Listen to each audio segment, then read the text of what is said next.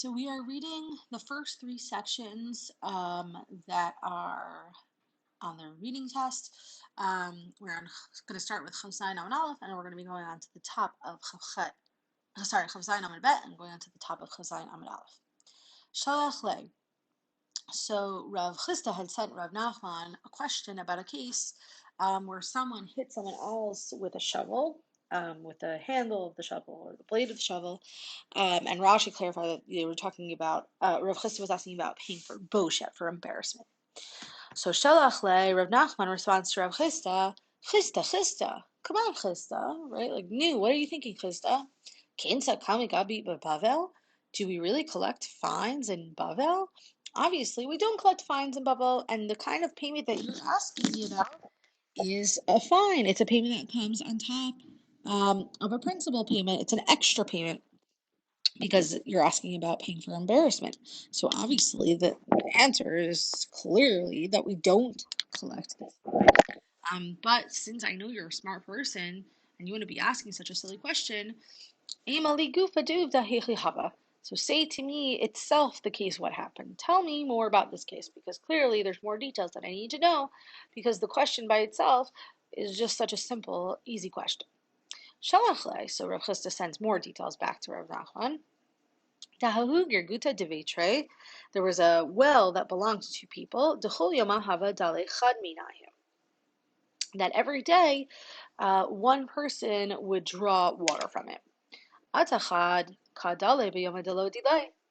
And one of the people comes along and starts drawing water on the day that isn't his. Amarle Yomadidihu. So the person whose turn it was says, hey, it's my turn, it's my day.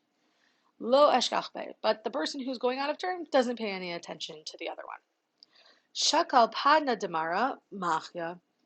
So he takes the handle of the shovel and hits him.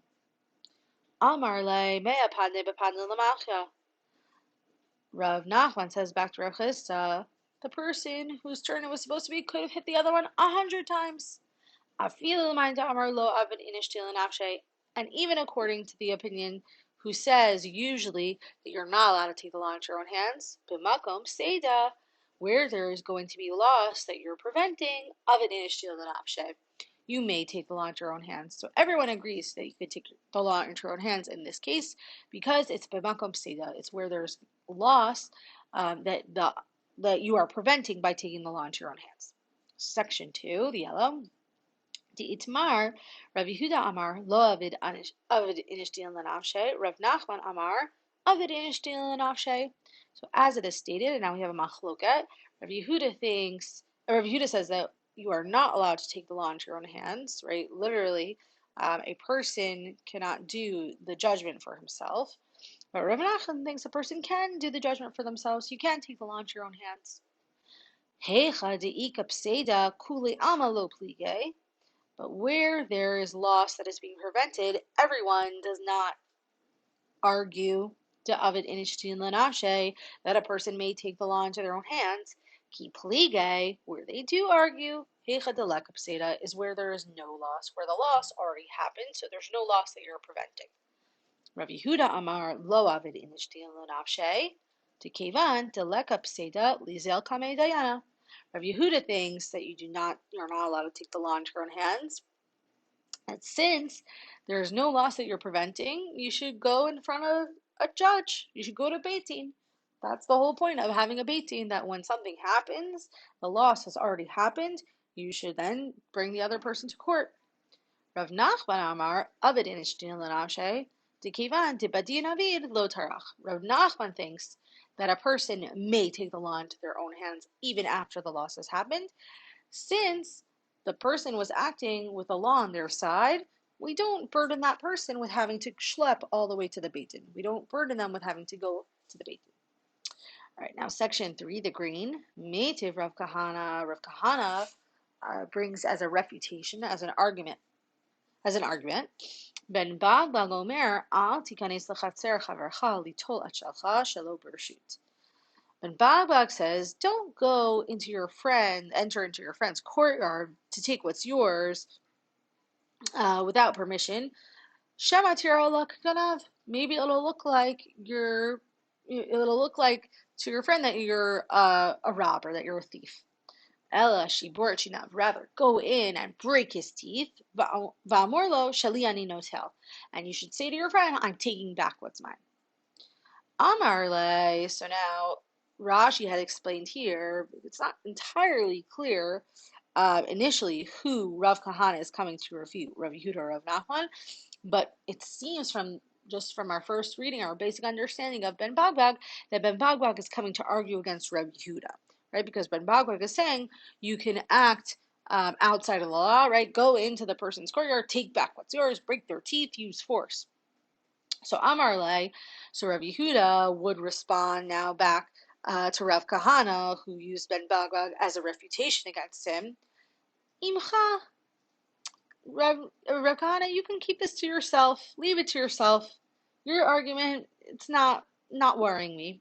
Ben Bagbag yichidahu uplige Rabbanan alei.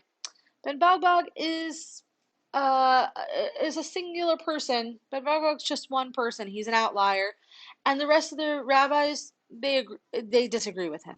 So I'm not too concerned about Ben Bagbag. Rav Yana Amar. So Rav Yana says, and Rav Yana is going to present a different way to refute Rav Kahana's presentation of Ben Bagbag against as an argument against Rav Yehuda. My shibor chinav, what does it mean to break his teeth? Badin, you should do it in judgment in the Beit Din. And then the Gemara says, Ihachi, if so, va'amorlo, va'amrim lo mi.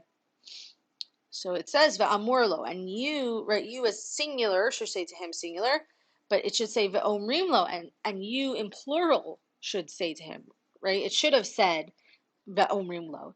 If we were talking about the Beit Din, then it should say in the plural, the rabbis of the Beit Din will tell the person, will be talking to the person who took what doesn't belong to him.